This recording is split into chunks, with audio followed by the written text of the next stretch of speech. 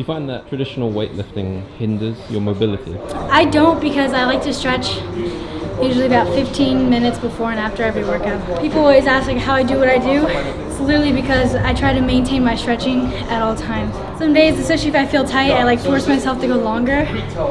Like I'll hold each stretch for 4 minutes, which is kind of a long time. Especially if it's tight right here, you're like, okay, this is gonna be the longest 4 minutes of my life. Yeah.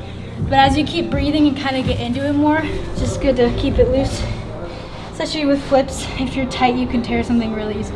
Ball through to knee to drop knees, 5 sets of 10. So 3 sets of 10 today, because it's rest day, active rest day. All right.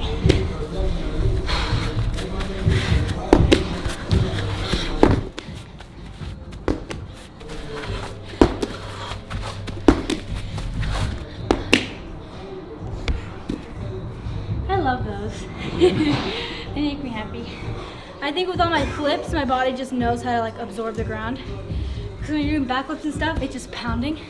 So with everything I do, my body just kind of like is used to maneuvering and hitting the ground as light as possible.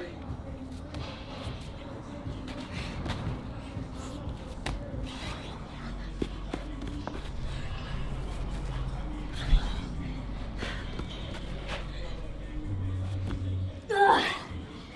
Whew. Those are killer. Definitely the hardest part of this workout. Come on, baby arms, let's grow a little bit. No, just. I have to like try to lift it above my knees. When I did like CrossFit training, I'd always like make a deal with my friends. Like I'd get the weights if they just got the box, because it was always like the hardest part for me.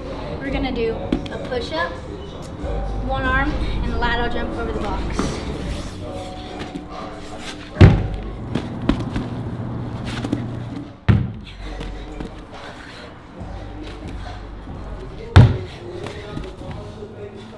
So is this usually how you train in the gym now? Yeah, more HIIT training. I like to do like standard workout, but like upping it a little bit and then adding like high intensity to it.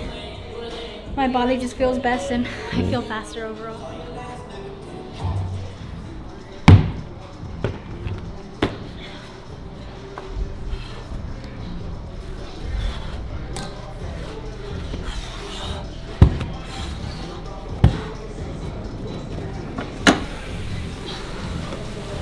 So how did you learn to do your first backflip?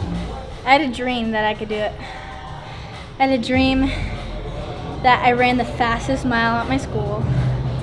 And then as like a celebration, I did a backflip and I woke up and I was like, that would be freaking awesome. And I just took like a cushion from my pool outside, did it in my living room, never looked back.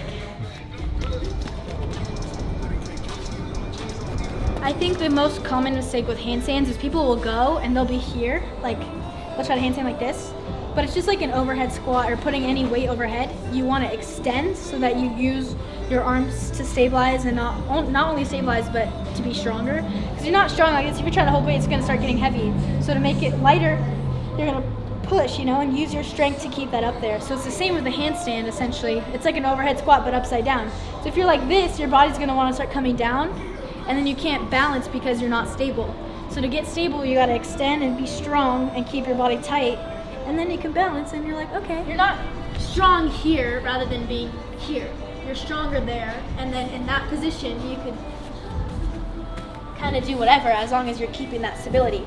You can move, but if you wanna be out, you can't bend, you gotta be strong. So whatever position that you're in, I wanna make sure that you're extending to try to use as much arm muscle that you can. Handstand walks, to learn, at least how I learned, I try to put them like where I wanted to go. So if I wanted to walk that way, I try to kind of like arch my back a little bit to get my feet going that way. Because especially if someone's not necessarily stable in their handstand, their feet will start coming this way. And then obviously if your feet are this way, you can't walk that way because you're just working against yourself. So I kind of tell people to force their legs just slightly that way or the direction that you want to go. So it just kind of like pulls you, So yeah, when people are first learning, it's not necessarily a walk. They're kind of like trying to catch themselves. So you put your feet that way and then you try to catch yourself, and then all of a sudden you start learning how to like stabilize that, and then you're really walking. Right. But